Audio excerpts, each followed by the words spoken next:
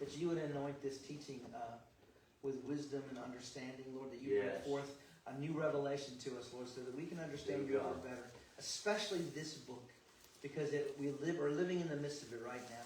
Just help us, Lord, that it would not just be going to our minds, Lord, but it would settle in our spirits and become life to us. Just give you thanks for that in Jesus' name. Amen. Well, next week is Revelation 13. I don't know if y'all have ever read it or read ahead or anything like that. But Revelation 13 is, we're going to talk about the Antichrist, the man that comes and the beast and all of that good stuff. This week we are on Revelation 12. And this is one that a lot of people, they find it hard to understand. And it's really just a summary of all of it. It's a summary of the gospel. It's a summary of the book of Revelation. And I've told you before, I love to read the back of the book first. Even if I'm just reading a book, which I rarely do, but any kind of book that I read, I love to read the back first. So I'm not anxious all the way through it. I already know what's going to happen. So I love to read Revelation because I'm reading the end of it first. So, and we are privileged to be able to know the end, because every one of these people that were living it out, just when Lazarus died, for instance, when he died, they didn't know the ending. But we have heard that story so many times that he actually comes out of that grave. Yes. We know it. And we're privileged to be able to read and get a glimpse of the future and what's going to happen. Yes. These people didn't have that. That's why they were so upset when Jesus was late and their brother was buried, and they were just beside themselves, much like us, right? We get that way. We don't really trust God in all of His ways. We don't. That's right. We haven't read the end of the book, some of us, but we're privileged to do so. This is as close as we'll get right here to seeing what's there without going there. That's right. Without going there. All right, let's just start reading in Revelation 12. And there appeared a great wonder in heaven, a woman clothed with the sun and the moon under her feet, and upon her head a crown of 12 stars. Now, how many think that is maybe poetry or symbolism, or it just sounds absolutely like there's no possible way we can understand this? It sounds that way, doesn't it? But it's not necessarily symbolism. I personally think that this is talking about the constellations in the sky. And I'm not talking about astrology. There's a difference. Astrology is bad. Astronomy is good. And there's different ways. You can tell if a person is benefiting by something. If they're a soothsayer or a charmer, if they make money by telling the fortunes of people, summoning demons or familiar spirits, selling sage or crystals or anything along that lines. You can go to Books A Million right now and you can buy pretty much any kind of spell book that you want. That's what charmers do. Charmers is not something that is done, it's an actual person. They're charmers and they cast spells and hexes and vexes and all kinds of things on people. They have the voodoo dolls and all these things. That's charmers. And don't think for 1 second that there's not power in that if you're not covered in the blood. That's right. Because Satan does. He is allowed a certain amount of power. We should know that from the book of Exodus and the plagues that matched there for a while. But we know in the end, he wins. That's what this chapter 12 is all about. We get to see where in the end he wins. Yes. And it's just a summary of all of it. You certainly can't skip 12. It is said that year by year, as the earth rotates, and you look up in the sky, month by month, and you have 12 constellations. It comes around every year. It tells a story every year, and every month it tells a story. just this first, I'm not going to go into all of them because it would be too long. We would spend our entire night talking about the constellations and the shapes of them and what they mean and so forth. You can look that up on your own. You don't want to get too far over into astrology though. Right. Into the horoscope and fortune telling and all that stuff. I was talking to Stephen not too long ago. He was asking me some questions and I said, you can hit the surface of it, but you can't get too far into it. Right. Because it's dangerous if you get too far into it. Not because what he did was dangerous, but because of everything that's been perverted and plus the things that are on the internet and the way that they can pervert things around. And Satan will do that any chance that he can get. He will pervert what God has done. We've seen that just with the rainbow. We've seen that, how he will pervert. There's several churches today that hate to even talk about the rainbow in any sort of way. Mm-hmm. But that's his rainbow. That's the same as the stars. We shouldn't be afraid to talk about the stars. That's right. We shouldn't be afraid to talk about the constellations or birth dates, Gemini. We shouldn't be afraid to talk about that stuff because each constellation was given a shape and a name. But God did that. Yes. Thousands of years before Jesus came and before Jesus walked on the earth, Jesus has always been. He always was. You got to get your mind wrapped around that it didn't start with a baby in a manger. Yeah. Thousands of years before Jesus walked on this earth, they were doing this. Yeah. They were looking up in the skies and they could tell the times of their feast.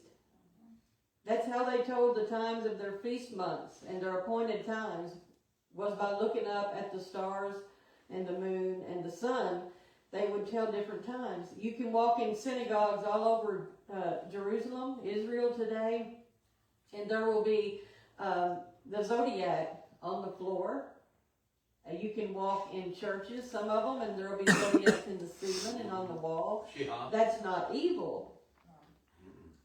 Unless they go too far with it. If they benefit in some sort of way or begin to tell the future or put all their trust in the zodiac, it is wrong. Anything above him is wrong. That's right. He is the one and only. There's none like him, and he's the one and only. Just for instance, this first part that we read, this is Virgo. Have you ever heard of the constellation Virgo? It's a zodiac sign. Virgo means virgin. Mm-hmm. And what happens every year, at a certain time, every year, you will see the moon will pass through her womb. It passes, as the world turns, it passes through her womb. Just as it says, every year. And she'll stand on a star. Everything that is said here happens yearly. And you can see it in the constellation. Have you ever heard of Leo? We've all heard of Leo because we're all familiar with horoscopes and zodiacs and the signs, our birthday signs and all of that. Well, Leo is the line of a tribe of Judah. And he would be the last one. So I don't want to get too far into that. But when it says, and there appeared a great wonder in heaven, I can see right now John on an island, Patmos, looking up at the stars. This is something that has been known for thousands of years. They told time like this. It wasn't unusual for them to look at the sun, the moon, and the stars and begin to tell the times and the hours and the days when harvest was coming. When they seen a red moon hanging low, how many know that that is October usually? Yeah. You know, we all know these things. And sometimes I wonder if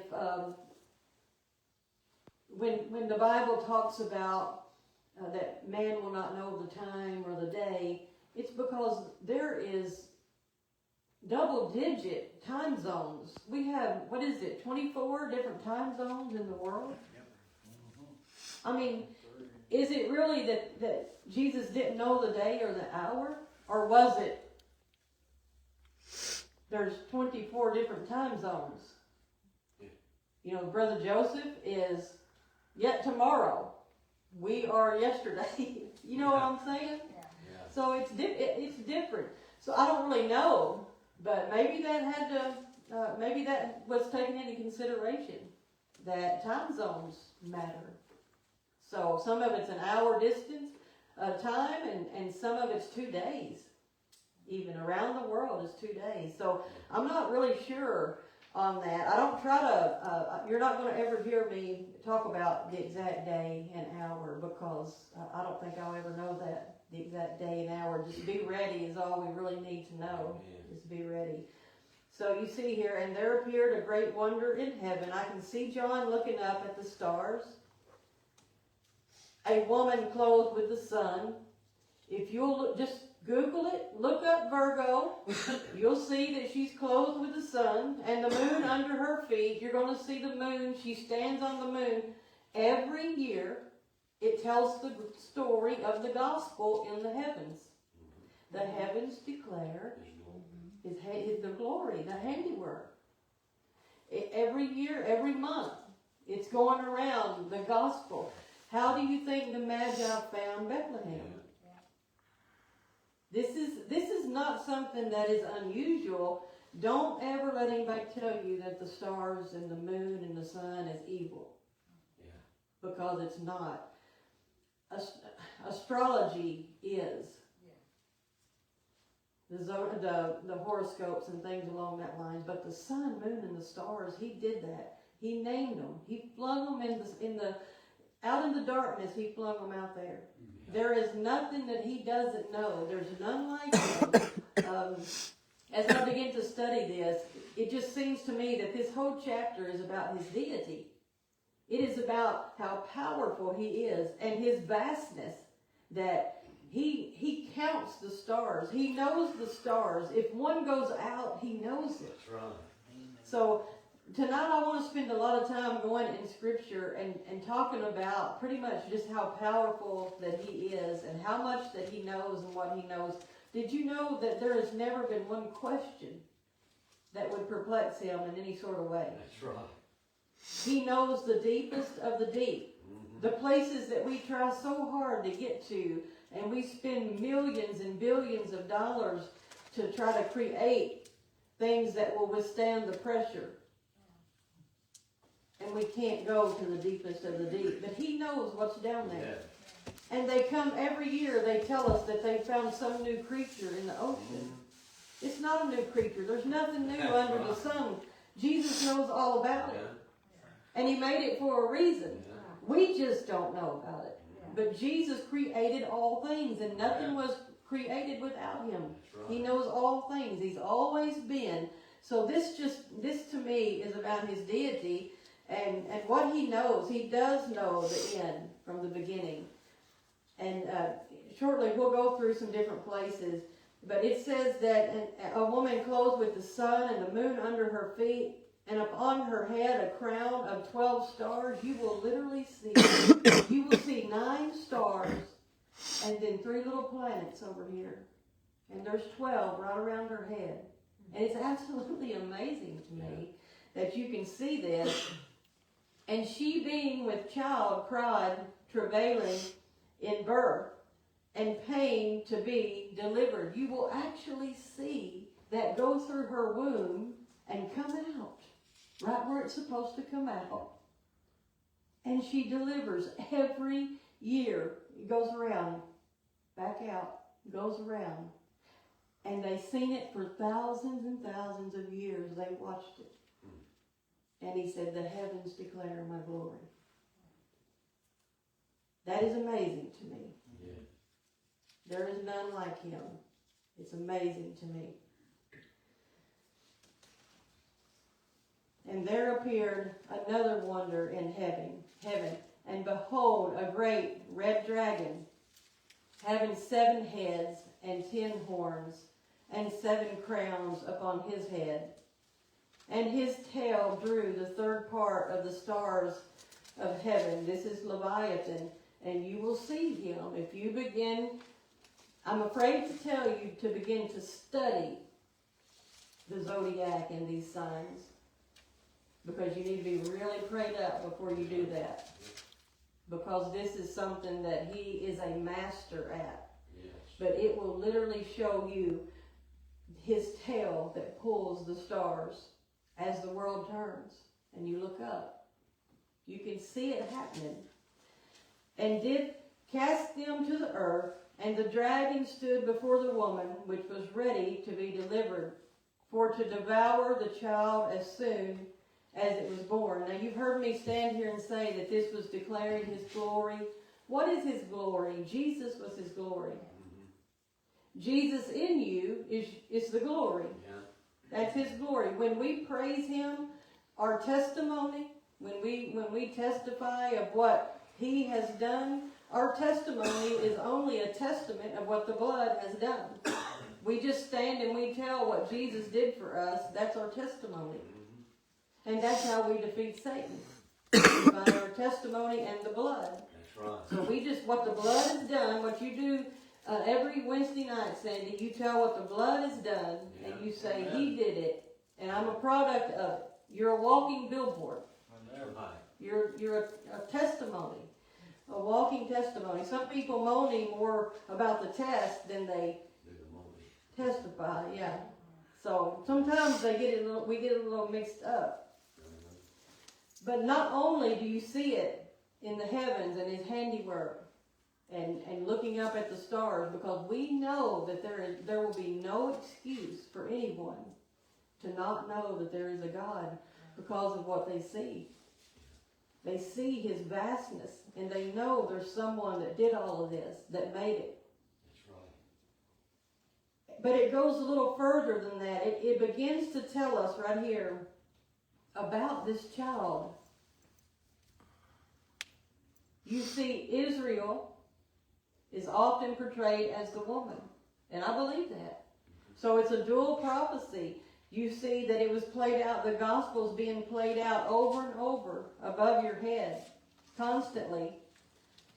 But we see here in verse number 4, it says, and his tail drew the third part of the stars of heaven, and did cast them to the earth. We know that. We know that Satan fell. We know he drew 1/3. The fallen angels, they followed him for some reason. We know this story. We're privileged to know this story. And the dragon stood before the woman. Satan was right there. Mm-hmm. I mean, as soon as Jesus hit the ground, there was a decree from a king that said, kill all the babies. Yeah. I heard the Magi said, the Magi seen a star, and the Magi said, where is this king at? Where's the king of the Jews at? And he heard it, and he said, all right, I'll solve this problem. Go kill all the babies. All the baby boys. Go kill them all. Ever since the moment that Jesus was born, ever since he was born, this had been started. He was waiting. It tells you the gospel. He was actually waiting to devour her child as soon as it was born. And verse number 5, and she brought forth a man-child. You are kidding me. Jesus was a man and God, who was to rule all nations. This sounds just like Jesus, doesn't it? With a rod of iron. And her child was caught up unto God. Now see how this speeds up. This is speeding up big time. This is why I say it's a summary, is because the man-child is born, and her child caught up unto God and to his throne. So we see his resurrection and his ascension all in one. So it's a huge summary here. And the woman fled into the wilderness, where she had the place prepared of God, that they should feed her there 1,260 days. That's 1,260. That is 42 months. The last half of the tribulation. The last 3.5 years. 42 months is 3.5 years. So it tells you, it goes really fast. 5 and 6 tells you the entire gospel. Jesus was born. He ascended to heaven. He raised from the dead. He ascended to heaven. And then we go straight to Petra, where that Jesus says it doesn't matter if don't even go back. Get on your housetops. Don't even go back in your house and get your clothes. Pray that you're not with child. Get out of here. It goes straight to that. I mean, you're like, whoa, 5 and 6 is so fast. And then it even tells you about the last 3.5 years. So we know that it's about to get really bad the last 3.5 years. And there was war in heaven. Michael and his angels fought against the dragon. And the dragon fought and his angels. You can always go back to Daniel 10. You'll find Michael and so forth. Daniel is really close to Revelation. And Jeremiah is as well. Ezekiel, Isaiah at times. Zechariah at times. You're going to see bits and pieces all throughout Revelation in those different books. But it's talking here about, and this is a good place to see that Michael and his angels were fighting. They fought against the dragon. Satan and Jesus are not equal. No. They're not equal. When we return with Jesus, one word absolutely takes care of all of the people that have gathered against Jesus on earth, Satan, everything. They're not equal. Satan and Jesus, that's not the fight here. You have Michael and his angels fought against the dragon, and the dragon fought and his angels, and prevailed not. Satan he doesn't win. Neither was their place found anymore in heaven.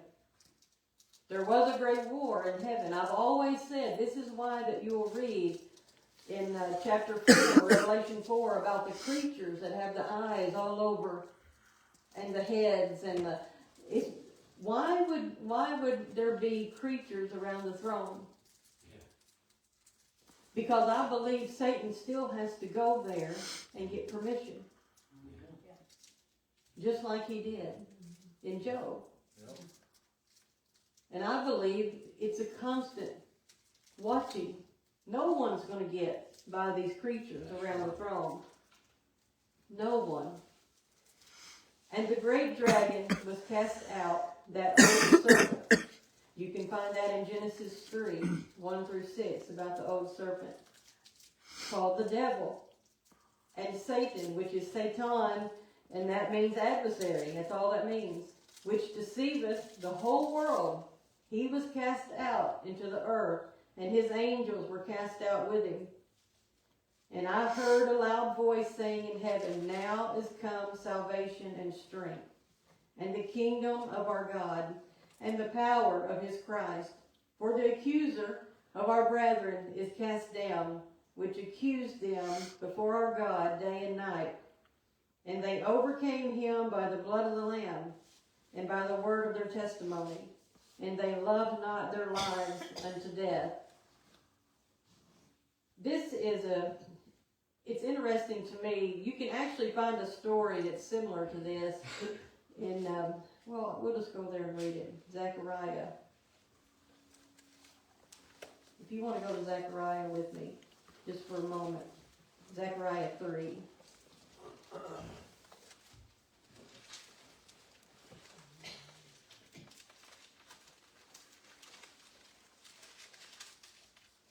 This account right here shows you kind of get a sense, you kind of get a little bit of a scene of a courtroom right here. This courtroom scene, it's a little disturbing, but yet I love it. I love it. Zechariah 3 verse 1. And he showed me Joshua the high priest standing before the angel of the Lord, and Satan standing at his right hand to resist him. Now how does Satan get at his right hand when he is standing before the angel of the Lord, right? And the Lord said unto Satan, the Lord rebuke thee, O Satan. Even the Lord that has chosen Jerusalem rebuke thee. Is not this a brand plucked out of the fire? Mm-hmm. Now Joshua was clothed with filthy garments and stood before the angel. And he answered and spake unto those that stood before him, saying, take away the filthy garments. This is a courtroom scene. Mm-hmm. You have Satan right here on the right hand. Now why is he where the power is on the right hand of Joshua? Yeah. Doesn't that make you wonder? Mm-hmm. You have a courtroom scene, and then you have the Lord said to Satan, isn't this the one? Isn't this the brand I plucked out of the fire? I love this account because I can see myself standing there in filthy garments. I can see myself standing there.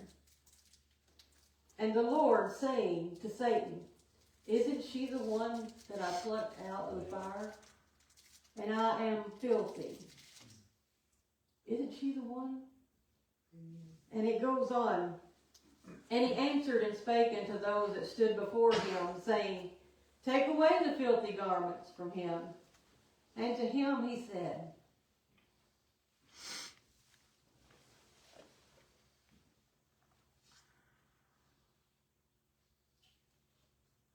behold, I have caused thine iniquity to pass from thee, and I will clothe thee with the change of raiment. Yes. Yes. And I said, let them set a fair mitre upon his head. Mm-hmm. So they set a fair mitre upon his head, and clothed him with garments. And the angel of the Lord stood by. And the angel of the Lord protesteth unto Joshua, saying, thus saith the Lord of hosts, if thou wilt walk in my ways, and if thou wilt keep my charge, then thou shalt also judge my house, and shalt also keep my courts. And I will give thee places to walk among these that stand by. Hear now, O Joshua the high priest, thou and thy fellows that sit before thee, for they are men wondered at. For behold, I will bring forth my servant, the branch, Jesus. Yeah. In other words, there's coming a day, and when Jesus comes, I'll make a way for you to get back. That's right. When Jesus comes, the branch, and that's what we're talking about right now, is Jesus. Every single one of you will stand before him. One day, he won't be a baby anymore. That's right. He'll be a judge. Yes. Leo, the Lion of the tribe of Judah. And if you have walked in his ways, he will say, take those filthy garments off of him or her. Yes, thank God. Put that mitre on her head. It's going to be the same thing because of the branch that came. That's right. So that was a courtroom scene that we see. And the way that we overcome is verse 11. By the blood of the Lamb and by the word of their testimony. And they loved not their lives unto death. In other words, they served him and didn't care what it cost. That's right. They didn't care what it cost. Therefore rejoice, ye heavens, and ye that dwell in them. Woe to the inhabitants of the earth and of the sea, for the devil is come down unto you, having great wrath, because he knoweth that he hath but a short time. Yes. And when the dragon saw that he was cast into earth, he persecuted the woman which brought forth the man-child. Have you ever just wondered Why is Israel so hated? Yeah. What have they done? When you see October the 7th play out, if you know nothing else about Israel at all, if you just watch Fox News or anybody else that actually showed what happened on October the 7th, they raped young girls, they raped 2-year-old, 3-year-olds, they set them on fire in front of their parents. Yeah. They didn't feed them. They kept them captive. They didn't feed them. It's horrible what went on. Yes. And I'm not even talking about the Holocaust. If you can't even remember that, or if you've never read anything about the Holocaust, why are they so hated? Jesus. That's right. The branch. That's it. This man-child that come forth out of Israel, he has always been hated. You are hated because of Jesus. That's right. This man-child that came out of Israel. You can't understand the hate speech that is around the universities today. That's right. We just can't seem to grasp it. Why are we so hated? Why are preachers and churches so hated? Why do people want to bomb churches and synagogues? I don't understand it. The man-child That's right. that come out of Israel. We have Judeo-Christian roots, and that means we have the roots of Abraham, Isaac, and Jacob. Yeah. This is it all plays out in verse number 13 here. The woman which brought forth the man-child, listen to what it says. And when the dragon saw that he was cast unto earth, he persecuted the woman which brought forth the man-child. And has he not? Yeah. Is this not true? Mm-hmm. This is true. And to the woman were given 2 wings of a great eagle. I've heard some scholars say this was the United States. We help as long as we help. We're the eagle. As long as we help Israel, those who bless Israel will be blessed. The moment we turn our back on Israel, we are in trouble. That's right. We have turned our back on Israel with several policies and several different things. We have held things back from Israel. Certain presidents have. Is Israel hated in our streets in America today? Yeah. For what reason? The man-child that came from her. That's it. It's just that simple. It may not make sense, but this is a holy war. That's right. It's about religion. A holy war. Good against evil.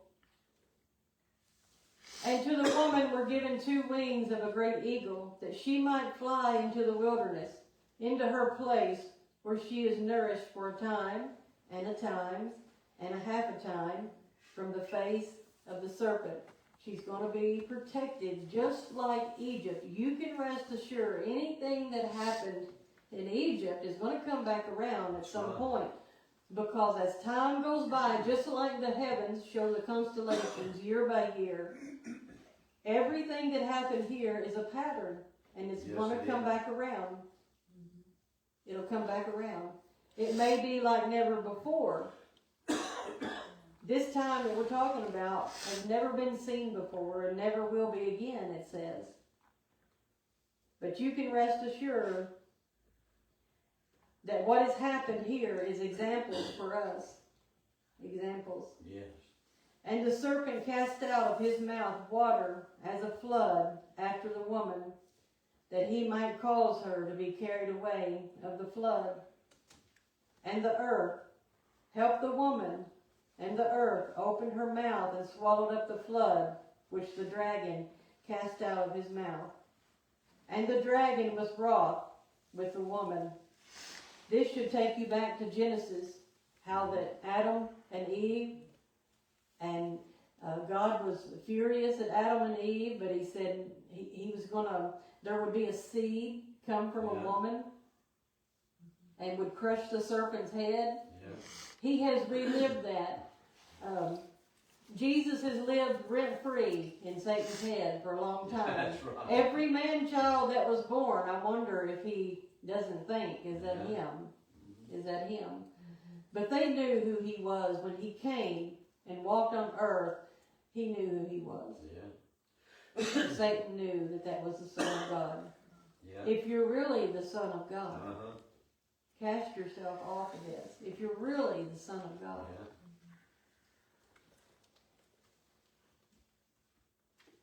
Yeah. And went to make war with the remnant of her seed. Who is the remnant of her seed? Yeah. Saints of the Most High. Yes. Yeah. You're the remnant. The whole strategy is to wear out the saints. Keep you busy. Yeah. Wear out the saints. Cause doubt, unbelief. He's coming after your faith. He wants to riddle your body with sickness. Yeah. Cause you to doubt. He's coming after the word. He steals the word right out of your heart. That's right. He steals it. That's why it's so important when we go to witness to people to ask God, God, give me the time and the words. Give me the right time to go and the right words to say. Yes. Sometimes you'll hear me, I'll say, plow up their heart. Make it soft so when I speak what you give me, that it'll fall on good soil and it'll take root. Because Satan is a master at stealing that Yes, seed he is. and taking off with it. Yes, he is. He's a master at it. Which keep the commandments of God and have the testimony of Jesus. I want to say this really quick. This is the last thing that's said right before chapter 13. Let me read this again, verse 17. And the dragon was wroth with the woman and went to make war with the remnant of her seed, you, which keep the commandments of God and have the testimony of Jesus Christ. If we're not keeping the commandments, and we're not talking about the testimony, we're not of Him. That's right. We're not of Him. It's just plain and simple. I know people that have been healed, and they go back exactly what they've been doing. Yeah. If we're not keeping the commandments and have a testimony of Jesus Christ, we're not even in this battle. You know what I'm saying? Yeah. We're not even in this struggle. We're not in the battle. We're not the remnant. We're not there. We're not in this struggle. That's right. Has everybody got anything they want to add to it, or anything you want to say? Or there's a lot there. And chapter 12, like I said, I've always just looked at it as a summary. Yet it goes very deep. Brian, go ahead. Just for anybody that wants to look further into the stars, there's a book by D. James Kennedy called The Real Meaning of the Constellations, or The Real Meaning of the Zodiac. Yeah. And it's a really good book, and you don't have to delve deep into the Zodiac. He does all that for you. So it's a good read if you're interested. That'd be good. Who's it by again? D. James Kennedy. And it's called The Real Meaning of the Zodiac. That sounds good, because there is a real meaning of the Yes. zodiac. Don't let Satan trick you into thinking that that's all evil, because again, just think about it. There's 12 constellations. There's 12 tribes. There was 12 disciples. 12 is a big number. Yeah. This was God that did all. God named Yes, it these. was. If it's okay with you, I want to read just a few. And 12 is the number of government. Yeah, what about that? And you'll have the government on his shoulders, won't he? Yeah. I love that. Yes. If y'all want to write these down, I think that you would benefit from just going and reading them. I have about 3 scriptures here, but I think maybe 4. I think you'll like them. Go with me to Genesis 1:14. If you just want to write them and let me read it, that's fine. Genesis 1:14. And then we will be done, I promise. I'm just going to read these scriptures. I think some of you may want to take them home, and maybe you want to begin a study in just how big God is. I'm afraid you won't get done with it, but you might want to start a study on how big God is. And God said, "Let there be lights in the firmament of the heaven to divide the day from the night, and let them be for signs Yeah. and for seasons and for days, and for years. There is a reason for them. And let them be for lights in the firmament of the heaven, to give light upon the earth. And it was so. And God made 2 great lights, the greater light to rule the day, and the lesser light to rule the night. He made the stars also. And God set them in the firmament of the heaven to give light upon the earth, and to rule over the day and over the night, and to divide the light from the darkness. And God saw that it was good. And the evening and the morning were the 4th day. You can stop right there, because that's what we're talking about, is the stars and the sun and the moon. And you can take that's a sermon all in itself, that Jesus was sent to divide the light from the darkness. Even when he came, he still does it today. He says, come out of them. Come out of the dark. He's still doing that. So not only did he actually do it, now it's spiritual. There's several different meanings to a lot of these. If you want to go to Job 38, Job is one of my favorite books.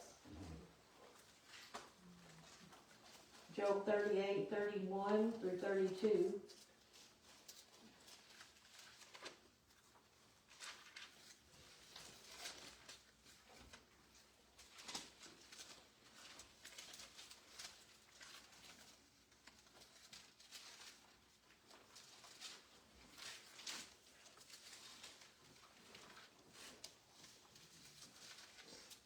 It says, canst thou bind the sweet influences of Pleiades, or loose the bands of Orion? He's saying, can you do this? Canst thou bring forth Mazzaroth, which means constellation? Are you the one that can take care of Platos? Are you the one that can release the bands, loose the bands of Orion?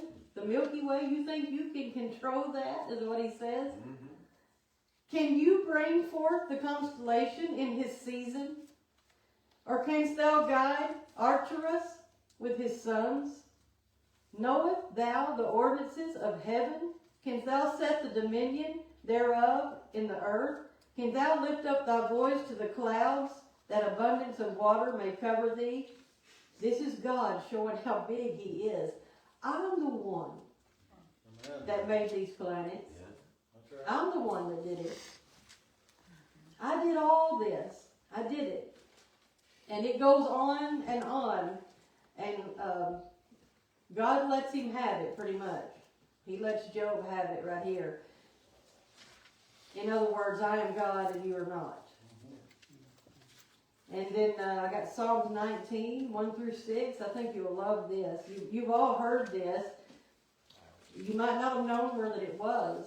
But Psalm 19, 1 through 6.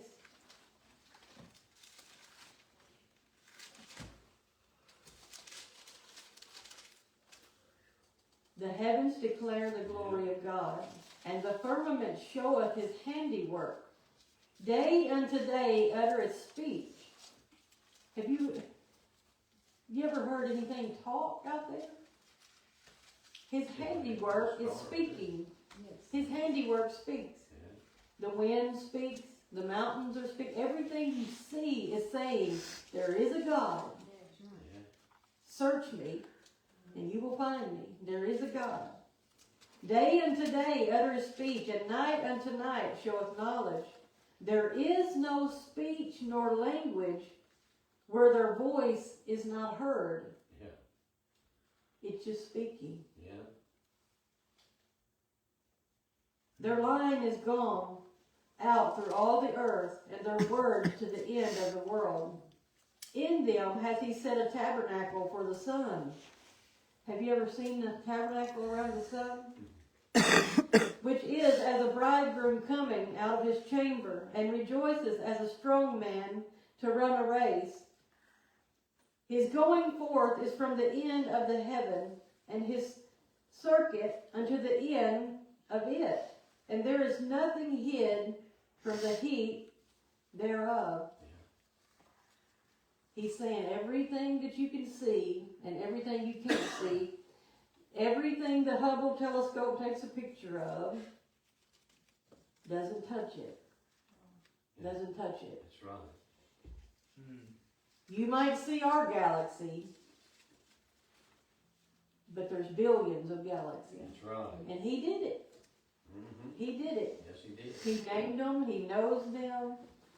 Yeah. And it's just showing again how big that he is. One more, and then I'll quit. Can I add something to that? Yeah. There's they actually do speak. Everything speaks. It's called harmonic resonance. Yeah. Uh-huh. Frequency. There's a certain vibration that everything vibrates at that tells a story. Yeah. And it all praises God. Brian is right. I don't know if you've ever heard of Louis Giglio. Vinny, I give you and Keisha a video. I don't know if she's ever showed it to you or not. If not, watch it. Louis Giglio talks about that very same thing. He actually can hear the frequency of the stars as it goes around. And not that he hears it, but they have heard the sound of stars. And he made music out of it. It's really interesting, but he goes on to show you, he has a huge big screen behind him, and he shows you how big Earth is compared to other things, and how small you are compared to God. You can actually watch it. Louis Giglio, I can't think of what it's called. Brian, have you ever seen it? I've heard of Louis Giglio. I've seen a couple of his videos. I've never seen that one though. Oh, it's good. I'll try to send it to some of you. I think I've got those, because I bought them one time and there was one. How great is our God? That's it. Yeah. And How great is our God? it showed like the Milky Ways, Yeah. and Earth was the size of a pin Mm-hmm. shining on that. And it made, when I saw it, it made me think, I think I'm so big. And that's how little the Earth is to everything. And he still sees me and he still loves me. And he knows where I'm at and where I've been and where he's brought me from. Amen to that. Amen to that. If you've never seen it, Google it, How Great is Our God by Louis Giglio. And he goes in, you'll want to watch the long version. Watch I got it. like 4 videos. It is something to see. I'm not kidding you. I wouldn't just say that. Isaiah 40.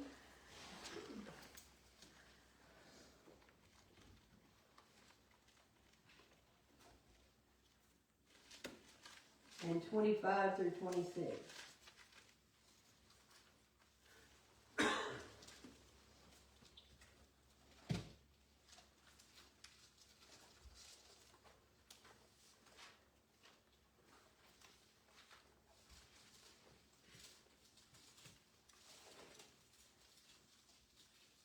To whom then will you liken me, or shall I be equal?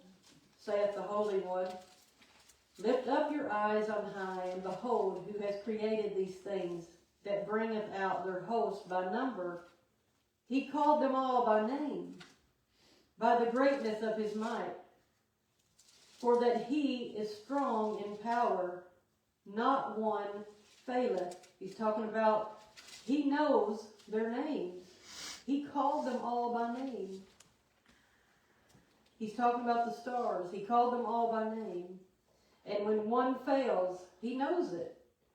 And I'm not going to read it, but if you want to read Luke 21, 25 through 28, Jesus actually says that, well, I have to, I'm sorry. Verse number 28, I'll read it. This is Jesus. It is Luke 21, 25 through 28, but I'll just read 28. I want you to see this, that Jesus talks about, if you do read 25, Jesus talks about the signs that will be in the sun, the moon, and the stars that's coming upon the earth. This is red letters. Because I know some people they value the red letters more so than just reading Paul. It's all the Word of God. I value all of it. But the red letters is something. Yes. stop and pause at the red letters. And he says that Jesus is talking about these very things, the signs. He created them. He's the one that did it. And verse 28 says, and when these things begin to come to pass, when you see all of these things begin, that word begin, you should underline that. Because not when we see them fulfilled. That means I'm not staying here. I'm not staying here to see all of the blood moon and all of this stuff come to pass. I'm not staying. I'm going to be raptured. So when you see these things begin to happen, look up. And we are seeing them begin to happen. The stage is already set right now. The hatred for Israel. The hatred for you. This may go further. We may see more of it. We're going to see people with machine guns walking churches. And you may say, don't say that. It's happening. Yeah, that's right. You may see people that go to a Charlie Kirk service. They were being heckled. And they had stuff thrown at them. And a lot of things said to them. And said they were going to kill them. And they have to walk through this crowd of people that hate them. They don't even know them. It's that man-child that come out of Israel is why they hate us and them. But when you see these things begin to happen, lift up your heads, look up, for your redemption is drawing near. Amen. When you see these things begin, they have begun. Yes. They have begun to happen.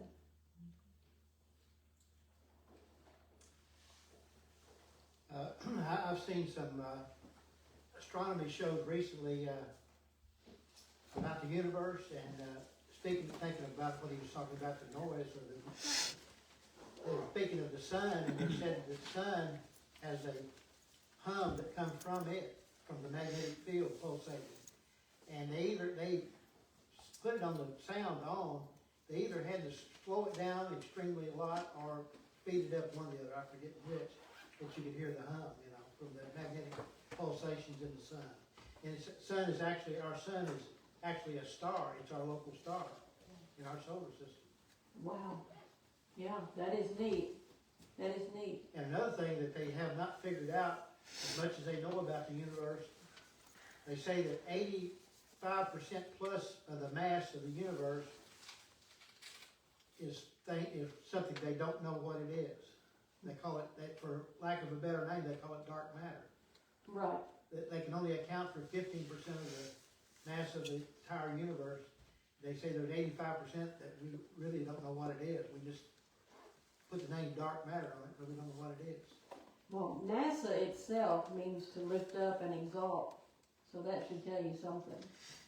I'm not a big fan of NASA, but it's they do scientific research and things along that line, and I don't know how that they do some of their stuff and how they measure it, but man has always thought they were smarter than God. Man has always think they have an answer. But it's a funny thing to me that a little microbe like COVID can shut our entire world down and they can't figure nothing out. Yeah. They want to kill life here, but find it there. Yeah. I'm so confused to how they want to run things, but I don't pay a whole lot of attention. This is what I pay attention to, is right here. Amen. One thing I've learned from my college education was the more things that I learned, the more I found out I did not know. And I like that.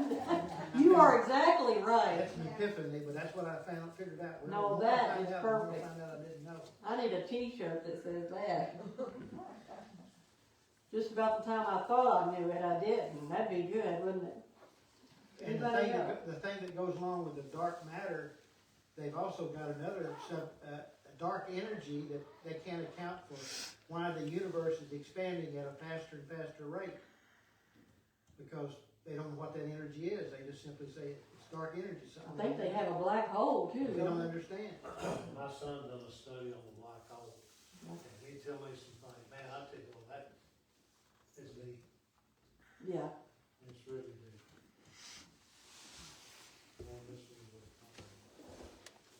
We kind of know how to measure gravity, but as far as best I can figure, understanding what gravity really is, we don't really know. We can say it attracts objects together, but Well, What is one gravity? thing is because they deny the power thereof. So until they can say God did this, they will never know any more than what they know. They can only go as far as they can with this thing, and they just will not say. I read an article that said only 2% of NASA is Christian, and I believe that. I believe that because they truly put all of their faith in not this book, but in books and in their own knowledge and in research. They can only go off of what that someone else says that they've seen or they know or they measured.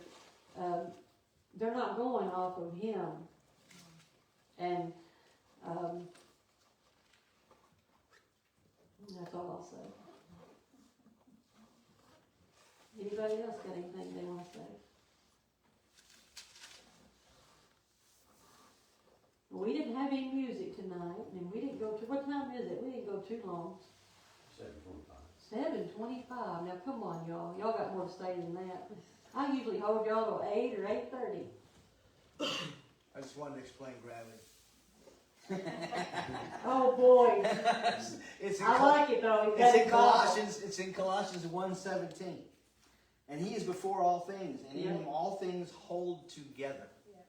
It's Jesus. Yes. And if his hand doesn't hold it together, we are in trouble. we can be thankful we have gravity, or else we'd float away. You're right. You're right. All things are held together. Read it again, Brian.